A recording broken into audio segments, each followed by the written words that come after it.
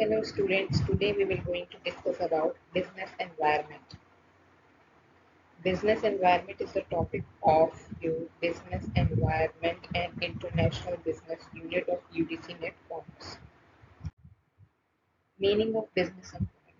So first of all, we discuss about the meaning of the business environment. Business environment refers to the complete set of internal and external forces that influence how an organization operates, make decisions, and competes. So there are mainly two types of business environment: internal environment and external environment. यहाँ पर ऐसे बहुत सारे factors होते हैं companies में which affect the business environment internally and externally. Internal environment are those which affect the company's operations internally from inside, which are in the control of the business. Internal environment को companies control कर सकती है, इन सभी factors को control कर सकती है companies, और ये सभी कंपनीज को इफेक्ट नहीं करते, ये कुछ स्पेसिफिक कंपनीज को ही इफेक्ट करते हैं। तो इसके एग्जांपल में है पोस्टमोड्स, शॉर्ट फॉर्म है जिसको आप लर्न कर सकते हैं। इसकी हेल्प से आप लर्न कर सकते हैं culture, supplier, management operations and shared values. ये सब फैक्टर्स जो है वो इंटरनली इफेक्ट करती है किसी भी कंपनी को, और ये फैक्टर्स हर कंपनी में अलग अलग हो सकते हैं। ईच कंपनी, अलग अलग कंपनी के अपने अपने कल्चर होते हैं, सप्लायर्स अलग होते हैं, मैनेजमेंट ऑपरेशंस के डिफरेंट फॉर्मेट्स होते हैं, और शेयर्ड वैल्यूज भी बिटवीन द एम्प्लॉयज डिफरेंट होती है। तो इंटरनल एनवायरनमेंट सभी कंपनीज को इक्वली अफेक्ट नहीं करता। External environment are those which are outside the control of business. It affects all the business equally, but it cannot be controlled by the companies.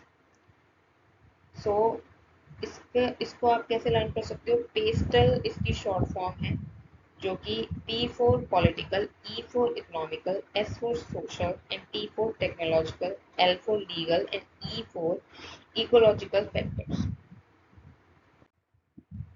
So external environment में हम first environment study करेंगे economic environment. Economic environment में mainly two branches हैं, micro economics and macro economics.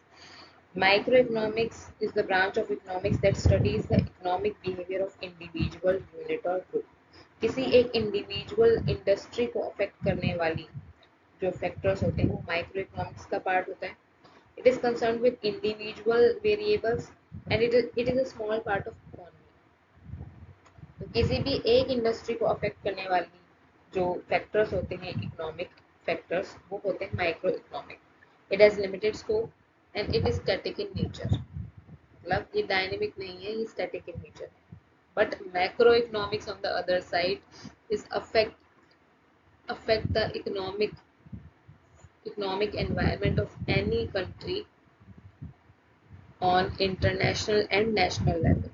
Concerned with aggregate variable, it refers to a whole economy. Whole economy में आपका national income, GDP, inflation, unemployment, इन सभी की study की जाती है in the macroeconomics. While in microeconomics, we study about the demand and supply, cost, revenue of a particular industry. So there are mainly this difference that microeconomic is the study of company related factors, but macroeconomics study about the national and international level factors. Concerned with aggregate variable, it refers to a whole economy and it has wider scope, and it is variable in nature. Variable means it is dynamic. It is very dynamic, that it cannot be adapted by any company.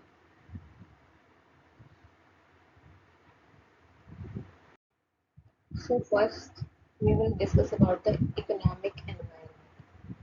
It influences market behavior, purchasing power and business performance of any company in the nation, in the national and at international level. Factors of economic environment mean GDP, inflation, fiscal policy, supply and demand, unemployment, balance of payment and national income आती है। किसी भी country की जो mainly जो national level के जो factors होते हैं उसको अफेक्ट करने वाली टर्म इकोनॉमिक एनवायरनमेंट का पार्ट बनती है। So it influence all the companies equally.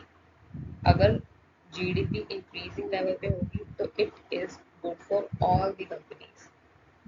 Inflation होगा तो क्या होगा, कंज्यूमर्स की परचेजिंग पावर पे इफेक्ट होगा, जिसकी वजह से कंपनी के ऊपर भी उनके प्रोडक्ट्स के प्राइसेस में चेंजेस हो। Physical policy, income tax, tax rate, unemployment, balance of payment. Balance of payment means import and exports are equal or not, or national income of any company of any all the companies affected by the economic environment. Next, political environment. Political environment refers to laws, government institution, and political system that influence societal behavior and business operations. तो political environment में mainly government जो rule कर रही है उनके उनकी क्या laws हैं, वो क्या लॉज ला रही हैं, कैसे टैक्सेशन रेट डिसाइड कर रही है, कौन सी इकोनॉमिक पॉलिसी कमर्शियल कॉमर्स और रेगुलेटरी कंप्लायंस इम्प्लीमेंट कर रही है, उसके बेसिस पे भी कंपनीज के ऊपर इफेक्ट होता है। नेक्स्ट है legal environment. Legal environment of the laws, regulatory framework, judicial precedents that govern individual behavior and corporate operations within a country. इसमें वो वाले फैक्टर्स आते हैं जो पार्लियामेंट्री के अकॉर्डिंग जो रूल्स इम्प्लाई होते हैं, जैसे यूजीसी रूल्स और any rules which affect all the company.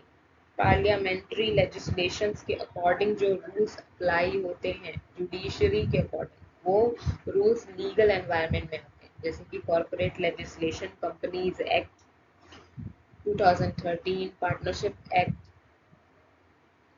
और भी कॉन्ट्रैक्ट एक्ट है, इंडियन कॉन्ट्रैक्ट एक्ट, और इंटेलेक्चुअल प्रॉपर्टी राइट्स जिसमें कॉपीराइट्स, पेटेंट्स, ये सब आ गया। Taxation framework, labour and employment की जो लेबर के जो रेट्स होते हैं, डेली वेजेस, एम्प्लॉयमेंट्स, तो इसमें ये वाले फैक्टर्स, इन सभी फैक्टर्स को कंसीडर किया जाता है। नेक्स्ट है demographic environment. Demographic environment are those factors like population, income level, education, literacy rate, population density, race, age, and occupation, etc.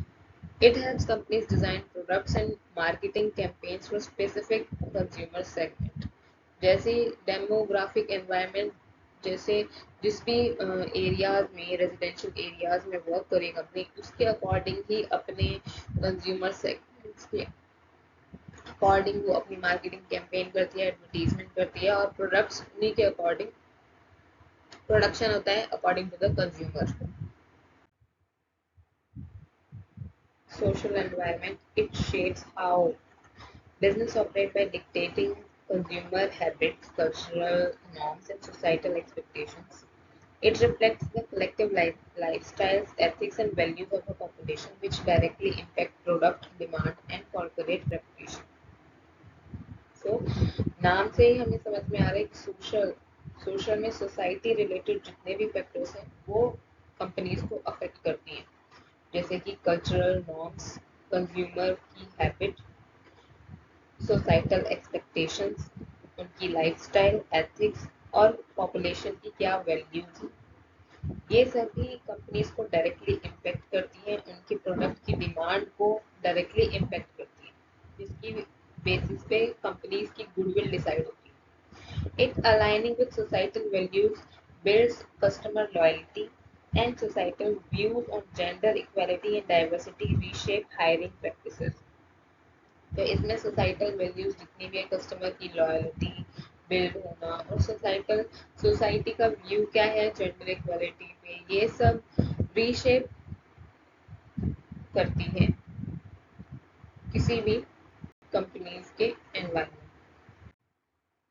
Ecological environment, ecological related to the climate, natural resources, and ecosystem that impact operations like floods, droughts, or wildfires, harm production and delay global logistics.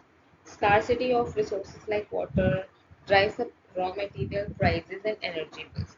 तो ecological means जो environment के जो factors हैं जैसे कि natural resources climate और ecosystem ये भी कंपनी के ऑपरेशंस को इम्पेक्ट